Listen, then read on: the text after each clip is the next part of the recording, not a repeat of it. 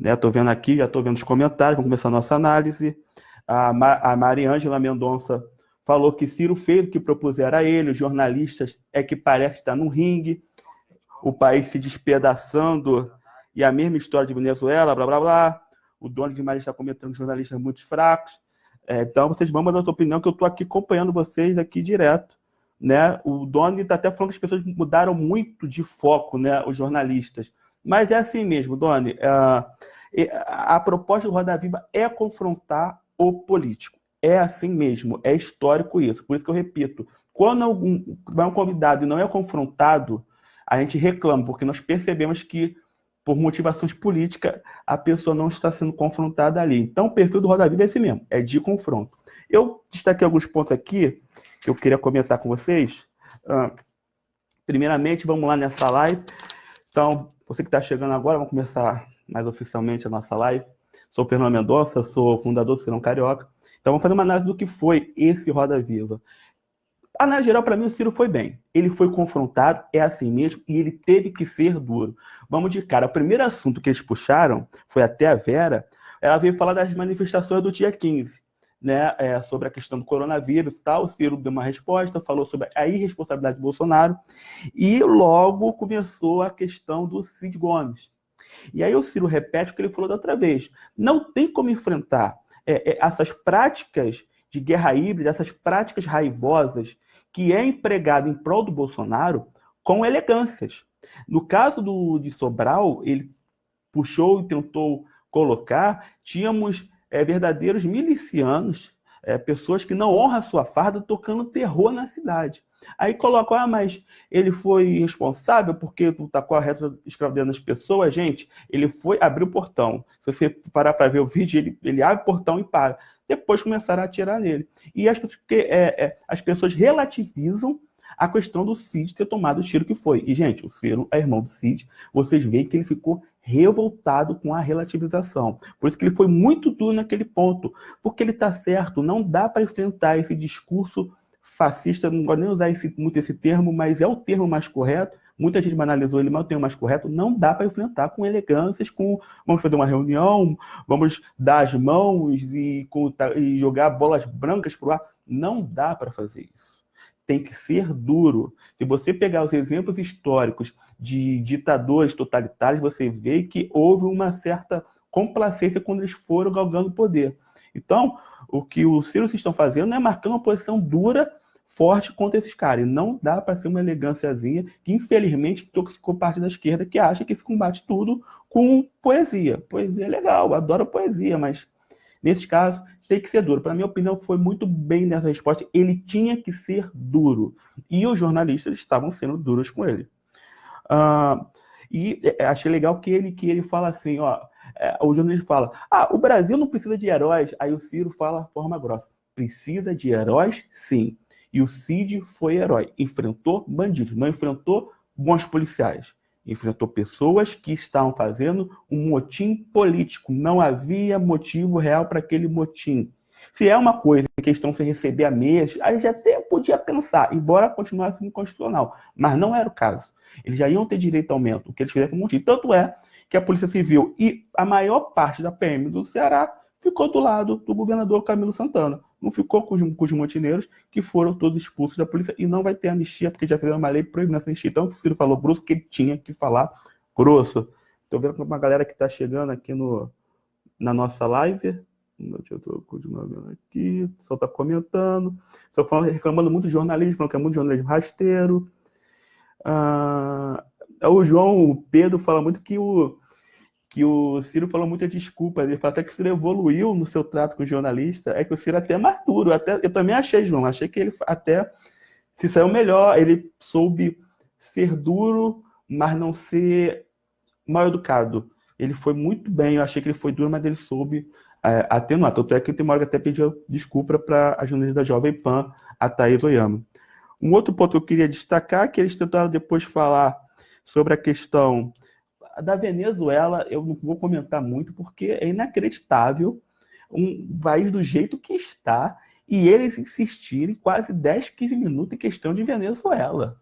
É inacreditável. Ok, Venezuela tem problemas, é o nosso vizinho, só que não temos que ficar focando o debate em Venezuela. Temos muitos problemas aqui para focar em Venezuela. E essa parte, acho que vocês vão concordar comigo aí nos comentários, foi inacreditável o foco em Venezuela. E o Ciro já se manifestou. E olha que o Ciro tem uma posição muito corajosa, porque para muitos setores da esquerda virou pecado falar dos erros da Venezuela. Ele fala, para ele, o Maduro é um ditador. Só que, na visão dele, a postura do Brasil em relação à Venezuela é uma postura de pacificação, de respeitar a soberania. E quando ele, lá atrás, falou que a democracia da Venezuela estava no mesmo nível da brasileira, ele já estava denunciando como a democracia brasileira já estava com uma qualidade baixa, está sendo atacado direto. Esse é o ponto que ele fala da questão da democracia da Venezuela, quando ele compara com o Brasil, que a nossa democracia está no nível baixo. Ele já está denunciando a rede de fake news, ele já está denunciando o que estava acontecendo embaixo do pano, que agora ficou evidente. Mas eu acho que foi desnecessário focar na questão de Venezuela, acho que não levou ninguém a nada, ele até se irritou, e foi aí que ele entrou em atrito com a Thaís, depois ele até pediu desculpa, mas realmente não é um grande assunto a ser tratado. E a visão que o Ciro tem do Brasil em relação aos seus vizinhos é a relação que está na Constituição brasileira, respeitando a soberania, pacificando e respeitando a democracia. Agora não é de intervir e quebrar tudo, como Bolsonaro queria fazer, e os generais, a ala bolsonarista dos militares, eles mesmos disseram não para o Bolsonaro. Então, acho que essa questão, eu sei que irritou muito a militância, pelo Twitter o pessoal ficou muito pé da vida com esse foco na Venezuela que deram. Mas é isso aí mesmo, gente. Infelizmente, eles querem perguntar as mesmas coisas de sempre. Venezuela, aí pergunta se o Ciro é um cara muito nervoso. Eles tiram o foco. O jornalismo brasileiro está com esse problema. Eles tiram muito o foco das questões essenciais. Aí depois falando do impeachment, eu acho que o Ciro tem uma posição muito coerente, que ele sempre falou que impeachment não é a solução para o governo ruim, mas se o presidente cometer crime de responsabilidade, cabe sim um processo. Na minha opinião, acho que o Bolsonaro já cometeu alguns, está faltando, só que são crimes que acabam não tendo um apelo necessário para o Congresso fazer um debate mais sério sobre impeachment. Mas o Ciro sempre coloca, e ele fala a questão da Dilma, que não teve motivo, ele está sendo coerente. Eu vejo assim, ele está sendo coerente com essa questão do impeachment, mas o Bolsonaro está tirando um nível que acho que para vocês também devem perceber, vai ser algo natural que vai acontecer, e eu duvido muito que esse Congresso, que ele convocou manifestação para atacá-los, vai segurar o Bolsonaro, e eu não sei também se ele tem força dos militares para se manter à marra no poder. Eu acho que ele não tem essa força toda. O outro ponto que aí depois, eu acho interessante que antes dele conseguir falar de economia de projeto, eles voltam na Venezuela. Eu acho interessante que o Ciro ele coloca o seguinte, gente, a visão do Brasil com a Venezuela tem que ser estratégica. Venezuela e os nossos vizinhos são parceiros comerciais. E ele dá uma alfinetada na imprensa que tem um foco em ideologias muito na visão norte-americana, sobre os acontecimentos. Eu achei muito legal essa alfinetada que ele dá, porque na imprensa acontece muito isso. Mas aí corta, e aí perguntam ao Ciro sobre economia. E ele começa a falar sobre projetos, 4 motores da economia. Ele fala sobre o papel do investimento estatal, que o Estado é fundamental para o desenvolvimento de uma nação. E isso está muito evidenciado agora, que o Brasil, mesmo com essa linha liberal, não está conseguindo deslanchar. Aliás, não é de agora, que você pensa no governo Temer, já estava adotando essa linha, não deslancha. E está ficando claro que o Estado tem o seu papel. Então, ele fala a questão dos investimentos, que no Brasil acabaram os investimentos do setor público, do setor privado, não consegue suplantar a ausência do investimento do setor público para a economia. Então, ele começa a falar do projeto. Foi a parte que ele consegue mais desenvolver o seu projeto. Ele foi malandro. Quando ele surgiu a oportunidade, ele já começou a metralhar o projeto nacional desenvolvimentista. Deixa eu só olhar os comentários. A Luísa Ferreira Gomes está falando que é quem diz que ele defende a violência, mas ele fala que deve reagir, mas com rigor. O Diniz Bueno Moraes está falando que o Ciro dá uma aula.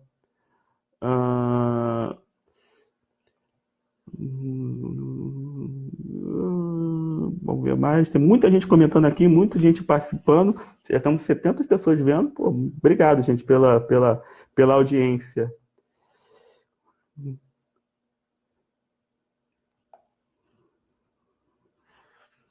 Então, assim, ele começa a falar e aí começa a falar do seu projeto. Ele aproveita a oportunidade e começa a falar do seu projeto. Aí eles perguntam, gente, isso foi sensacional. Talvez foi uma da parte mais importante dessa entrevista do Ciro, porque foi um gesto político muito importante. Porque em algum momento ele dá uma criticada da ala bolsonarista dos militares, ele chama a galera de general de pijama. Aí o jornalista volta nessa questão e pergunta do papel dos militares no governo Bolsonaro. Repare, o Ciro não ataca as Forças Armadas. Ele faz questão de dizer, olha, nas Forças Armadas não são todos. Tem a parte bolsonarista, mas tem a parte dos militares que não aprovam o que está acontecendo no Brasil. Por que ele está falando isso? Porque está aumentando muito, até entre os generais, uma ala que está totalmente em oposição ao Bolsonaro. Aquela ala que está no poder está ficando isolado no meio militarista. Então, o que o Ciro fez? O Ciro fez um aceno a essa ala. Por isso, eu falando, foi muito importante. Eles, tem uma ala lá que realmente é do Bolsonaro, mas tem uma ala que não está gostando do que está acontecendo. E o Ciro fala para essa ala que está descontente, fala, esses caras que estão lá estão desrespeitando a farda, estão desrespeitando o país, estão entregando o país. Olha a bagunça que está. Foi um aceno muito, muito, muito importante que o Ciro fez para essa ala dos militares, que ainda são nacionalistas, que às vezes estão um pouco isentos, estão aqueles isentões no que está acontecendo. Mas se vocês, sendo um pouco da questão da entrevista, se vocês verem, por exemplo, as declarações do general Santos Cruz, que era da ala bolsonarista, vocês percebam que já está formando uma corrente muito forte contra o Bolsonaro. Por isso que eu digo que, se tiver um processo de impeachment, eu não sei se o Bolsonaro teria a opção de se manter na marra, não. Eu acho muito, muito, muito difícil. Aí depois outro jornalista tenta entrar na questão das pautas morais. Aí acho que o Ciro foi muito bem. Eu só acho que talvez não deu tempo de explicar melhor o que ele está querendo dizer. Mas o resumo da história, quando começa a questão de pautas morais, de identitarismo, o Ciro ele não foca especificamente em falar sobre as pautas, mas ele diz o seguinte, ele faz um alerta. Ele fala, gente, essa questão de pauta moral está sendo usado como arma dos liberais para ter votos, para manter a agenda do conservadorismo econômico. Foi acontecer com o Bolsonaro. O Bolsonaro ganha projeção com essas pautas morais, que ele fala o que a população quer ouvir, mesmo que sejam mentira, mesmo que sejam problemas que não existem, como foi a questão do kit gay, que foi uma invencionice do caramba. Mas com isso conseguiu voto. E quem estava ali do lado dele para dar respaldo ao seu governo, o mercado financeiro através do Paulo Guedes. É isso que o Ciro fala nesse ponto. E é muito interessante esse alerta. Porque ele fala, aqui no Rio de Janeiro aconteceu isso. Ele fala, o Freixo, o pessoal lá no Rio, sabe tudo de pauta identitária. Eles arrebentam, falam, tem questões muito importantes. Não estamos desmerecendo as questões. Mas ele fala o seguinte, mas olha quem ganhou lá. Foi o Marcelo Crivella. Bolsonaro bateu 70% aqui no Rio de Janeiro. Então, ele faz esse alerta, que muita gente nossa precisa escutar, que nós temos que aprender a colocar essas pautas importantes, mas não podemos tirar o ponto de vista econômico e social, o dia a dia da população. Porque se nós focamos nessas pautas, nós esquecemos de falar com o trabalhador o seu dia a dia. E isso acaba tirando a nossa conexão com ele e tira o nosso apoio, o apoio popular a esse campo progressista. Então essa parte também foi super importante. Eu sei que vai dar polêmica, já até sei que vai dar, que a gente vai recortar, vai reclamar, olha o que o Ciro falou do aborto, que o aborto é absurdo, blá, blá, blá, blá. Eu sei que vai ter, mas eu acho que achei muito importante esse ponto que ele colocou. Aí depois, o Ciro estava bem, conseguindo confrontar, e eles entram na questão do Lupe, questionando, falou, pô, mas você reclamou dos funcionários fantasmas do Bolsonaro, mas e o Lupe? Aí o Ciro explica, fala, olha só, ele é liderança política, partidária, ele está lá, ele exerceu suas atividades, não tinha legalidade nenhuma na conduta do presidente Lupe no ponto apontado por eles. Porque o Bolsonaro é diferente, o Bolsonaro pegava a tia do açaí para receber dinheiro e fazer rachadinha e pegar dinheiro. Crime. Isso é crime. O Lupe não, o Lupe trabalhava. O Lupe está na assessoria parlamentar e fazia atividades parlamentares, que é da alçada de um gabinete de deputado, de um gabinete de um senador, de um gabinete de um vereador, de um deputado estadual. Isso faz parte da atividade parlamentar. Então, eu achei até que o jornalista que fez a pergunta foi muito infeliz. Ele tentou usar o Lupe como Ponto fraco do Ciro, assim como o Bonner fez, depois passou vergonha, porque foi mais que comprovado que o Lupe não era réu em nenhum dos processos, nenhum processo, como foi dito pelo Bonner, e ele se recusou a, a dar a resposta, né, para dizer o que ele falou. Mas tentou, o Ciro acho que saiu muito bem, o Ciro estava vacinado, e aliás, eu achei interessante que ele não deixou essa questão crescer no meio da bancada. Deixa eu dar uma olhada nos comentários, como é que tá. Noto muita gente comentando, pessoal criticando muito a Thaís Oyama, que tentou provocar o Ciro a todo momento. Marcelo Calmon também gostou muito da fala dos militares, achou super importante. E muitos falando que essa mídia pró-Guedes é o mercado financeiro. Infelizmente, a gente acaba sujeito a esse tipo de coisa. Agora tem um momento meme, que vai virar meme, que o Ciro faz uma das suas famosas profecias. Profecia não, competência e percepção, que o Ciro está falando que a inflação vai explodir. E isso tem lógica, porque um dólar alto desse jeito, com certeza vai repercutir na inflação. A gente fala, não, mas a inflação vai ficar baixa, não vai acontecer. Ele falou, olha, essa inflação vai aumentar. E é interessante pensar que nesses índices de inflação, eles fazem uma média de tudo. Mas no dia a dia do trabalhador, do pobre, da classe média, eles sabem que as coisas estão ficando mais caras. E é o que o Ciro está falando aqui. O Ciro está olhando para a questão de muito dos preços que vai na classe média. Por exemplo, a alta do dólar afeta muito a classe média, que viaja, que compra coisa em dólar, que compra produtos eletrônicos, que é tudo em dólar, que é a dolarização da economia. Então, ele faz a sua profecia que a questão da inflação, e eu prevejo, também vou fazer minhas profecias igual o Pai Ciro, eu prevejo que daqui a algum tempo a inflação vai aumentar e nós faremos recorte desse vídeo falando, olha, hashtag Ciro avisou. Eu acho muito provável que acontece isso. E aí até o Ciro aproveita para explicar a questão que ele supostamente defenderia um dólar supervalorizado, que ele deveria estar achando ótimo o dólar R$ 5.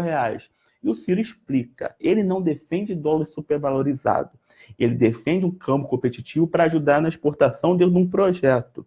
Ou seja, não adianta você ter dólar R$ 5 que teoricamente favoreceria a exportação, se nós não temos indústria que não exporta. Nós exportamos soja.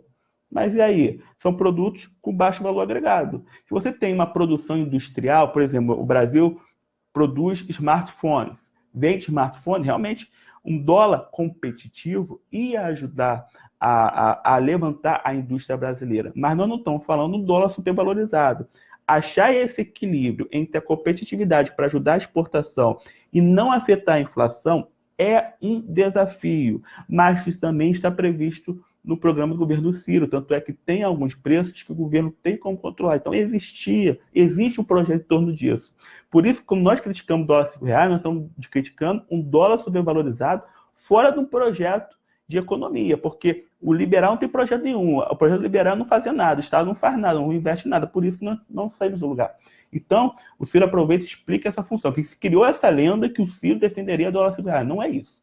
Ele nunca falou isso, você pode pesquisar. Ele fala de um câmbio competitivo. Aí você tem que mensurar o que seria esse câmbio competitivo. Agora, um dólar fora de controle, como é o caso da gestão Bolsonaro e Guedes, isso aí, Ciro nunca defendeu esse ponto. E aí vem a parte chata que eles tentam falar da Tabata Amaral, batata liberal, e falam da reforma da Previdência. Eu achei legal que o Ciro não estendeu a corda para o assunto Tabata Amaral e focou um pouco na Previdência. Mas é sempre importante falar. A questão da Tabata Amaral não é a questão que o Ciro era contra existir uma reforma da Previdência. Ele propôs uma reforma, só que não era a reforma do Guedes, que depois foi mudado pelo Congresso, que ainda tinha muitos problemas. Então, quando ele diz para a sua bancada, a bancada do PDT, votar contra, e foi decidido na unanimidade votar contra, ele está dizendo, olha, você vai votar contra esse projeto, porque nós temos o nosso, e vamos dar um sinal para a sociedade que nós não concordamos com esse projeto aí, que até, ele fala isso na resposta, depois vão ter que fazer uma outra reforma da Previdência. Então, ele foi muito sucinto, falou, o partido decidiu, ela estava nas reuniões, ela disse que aprovava esse ponto de vista, e depois traiu em nome da sua aliança com o partido clandestino, que eu acredito, Renova BR, que tem uma ligação com o mercado financeiro, que até naquele momento tinha uma relação muito umbilical com a questão da candidatura do Luciano Huck. Eu acho que não tem mais, porque eu acho que a candidatura do Huck subiu no telhado. Mas, então ele foi muito bem, ele explicou essa questão e também deu um corte, falou, muda de assunto, porque realmente, de novo, essa história não tem condição. Mas ele deixou claro que não é a nossa proposta que pegou, e por isso que recomendou o não partidário a essa proposta que passou pelo Congresso, que continua sendo muito maléfica ao trabalhador e não resolve os problemas. E percebam que muitas categorias, políticos, Ministério Público, juízes, militares, mantiveram os seus privilégios, e só quem se quebrou foi a classe média e o povo, que muitos deles não vão ter condições de se aposentar. E aí ele faz o engate para falar da questão dos partidos legais, do Renova BR, e ele deixa claro que até questiona, não é um partido ilegal? Então ele falou, claro que é. Se o cara tem programa, tem estatuto e determina o que o seu parlamentar entrega vai votar, então é um partido. Por que é legal? Isso que as pessoas não entendem. Porque o partido político as suas contas são controladas, ele não sai recebendo dinheiro à torta à direito, ele depende do fundo eleitoral. Quando você cria esse partido ilegal, esse partido recebe dinheiro sem controle nenhum. Então pode chegar um investidor do estrangeiro e botar 20 milhões de dólares nesse partido ilegal. E o cara vai fazer bancada. O cara vai financiar a campanha. E os caras, quando entram, vão fazer o quê? Vão fazer as votações, vão decidir de acordo com o interesse do investidor desse partido ilegal. Por isso que eu tenho essa questão da legalidade, eu acho que é muito correto. E ele até falou, ele agradeceu, ele falou para a turma boa, ele falou, pô, turma, obrigado por vocês estarem aí. E ele falou que tem muitos jovens entrando no PDT, e isso é uma grande verdade. E, aliás, eu até falei no Twitter, e gostaria até de falar nessa live para vocês. O Gabriel Cassino já falou, inclusive, numa live que ele fez com o pessoal, com o Miguel do Rosário no cafezinho, o PDT vai ter diversos candidatos jovens e vai ter uma rede de candidatos que vão estar muito próximos, muito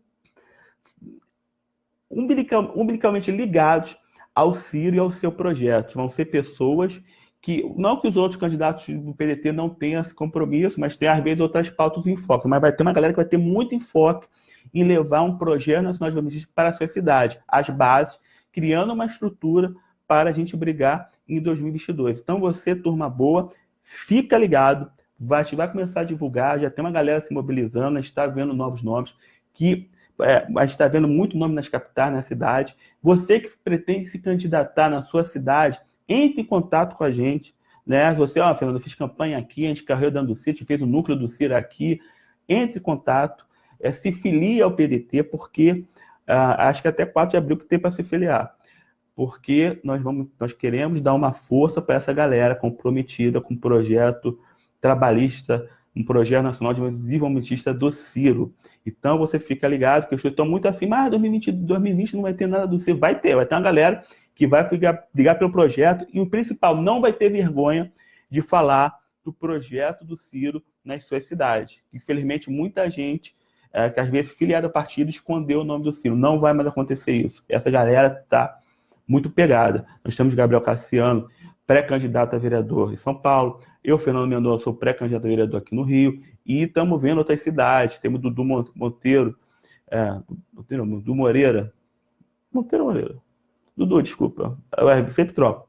Em Curitiba, temos outras pessoas, temos Salvador, Rio Grande do Norte, Porto Alegre, né?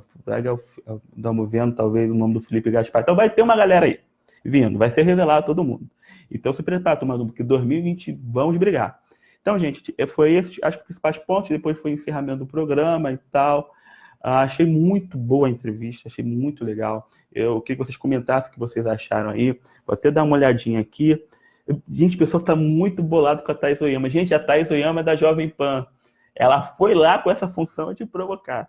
Mas o Ciro até foi um cavaleiro, muito. Ele percebeu às vezes que talvez tenha sido muito dúbio, pediu desculpas. Mas era a função dela.